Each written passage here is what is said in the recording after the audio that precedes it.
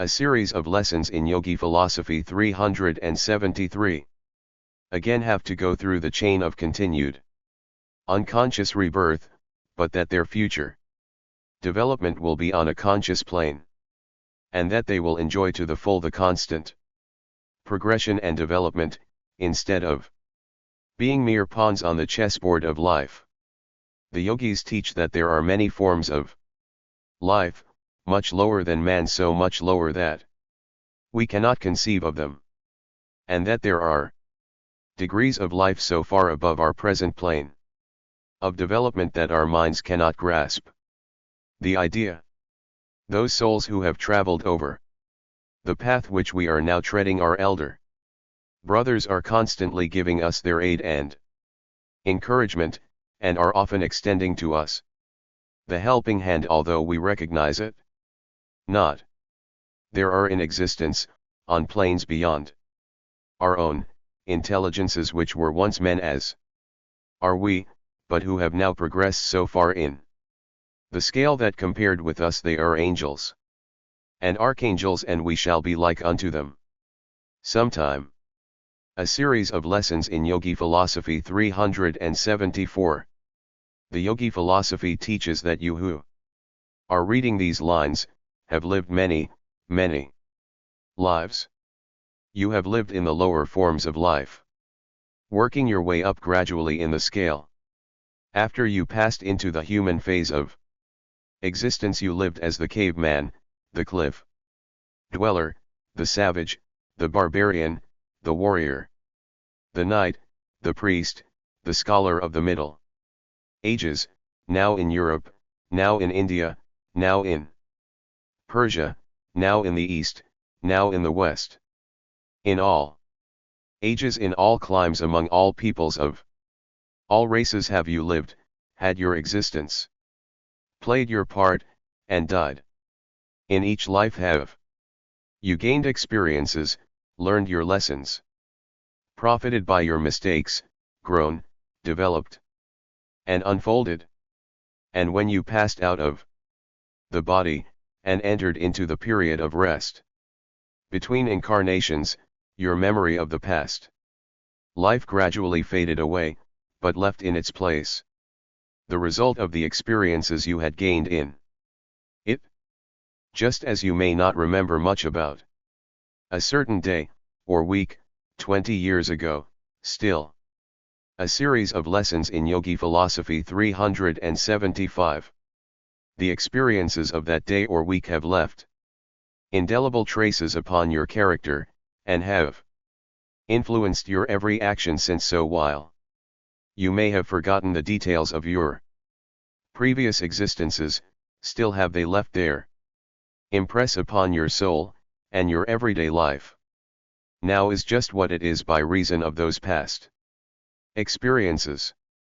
After each life there is sort of a boiling down of the experiences, and the result, the real result of the experience, goes to make up a part of the new self, the improved self, which will after a while seek a new body into which to reincarnate. But with many of us there is not a total loss of memory of past lives. As we progress, we bring with us a little more of consciousness each time, and many of us today have occasional glimpses of remembrance of some past existence. We see a scene for the first time, and it seems wonderfully familiar, and yet we cannot have seen it before. There is sort of a haunting memory which disturbs we. A series of lessons in Yogi Philosophy 376. May see a painting, some old masterpiece, and we feel instinctively as if we had gazed upon it away in the dim past, and yet we have never been near it before. We read some old book, and it seems like an old friend, and yet we have no recollection of ever having seen it. In our present life, we hear some philosophical theory, and we immediately take to it, as if it were something known and loved in our childhood. Some of us learn certain things as if we were relearning them, and indeed such is the case. Children are born and develop into great musicians, artists, writers, or artisans, from early childhood, even though their parents possessed no talents of the kind. Shakespeare's spring from the families whose members possess no talents, and astonish the world. Abraham Lincoln's come from similar walks of life, and when responsibility is placed upon them show the greatest genius. These and many similar things can be explained only upon the theory of previous existence. We meet people. A series of lessons in Yogi Philosophy 377. For the first time, and the conviction is born upon us, irresistibly, in spite of our protests, that we have known them before, that they have been something to us in the past, but when certain studies come quite easy to us, while others have to be mastered by hard labor, certain occupations seem the most congenial to us, and no matter how many obstacles are placed in the way, we still work our way to the congenial work. We are confronted with some unforeseen obstacle, or circumstances call for the display of unusual power or qualities on our part, and lo, we find that we have the ability to perform the task. Some of the greatest writers and orators have discovered their talents by accident. All of these things are explained by the theory of spiritual evolution. If heredity is everything, how does it happen that several children of the same parents differ so widely from each other, from their parents, and from the relations on both sides of the house? Is it all a series of lessons in Yogi Philosophy 378? Heredity or reversion?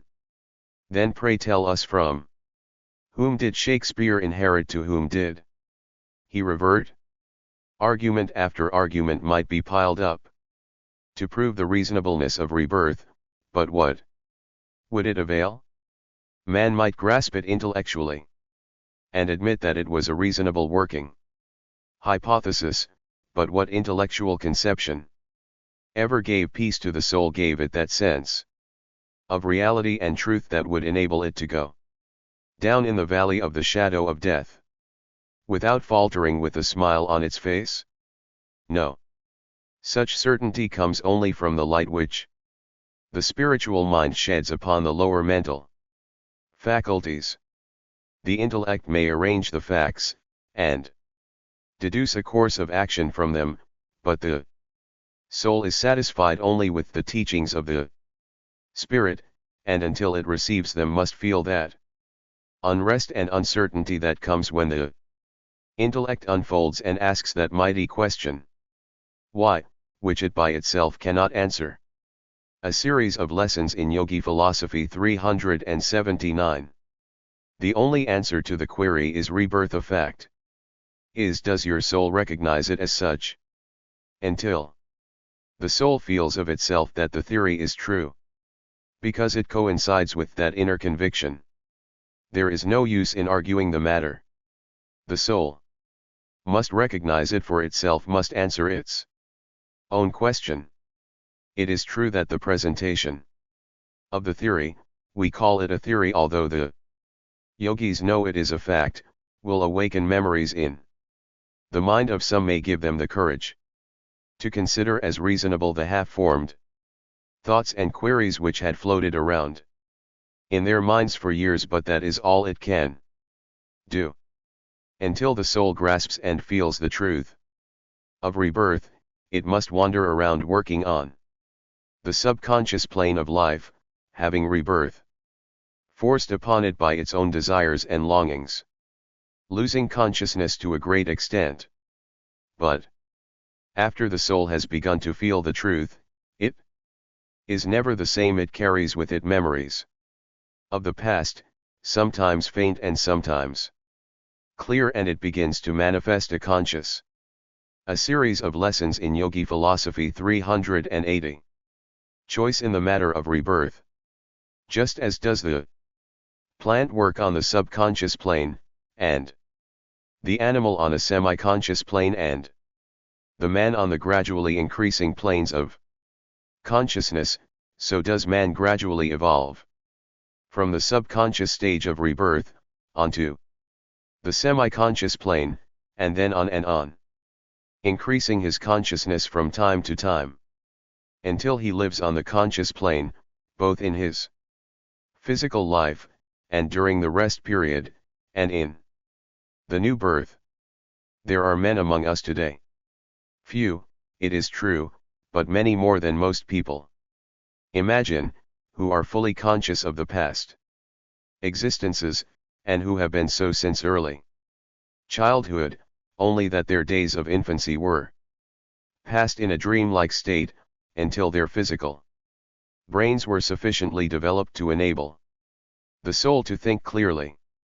In fact, many children seem to have a dim consciousness of the past, but fearing the comments of their elders, learn to stifle these bits of remembrance until they fail to evoke them.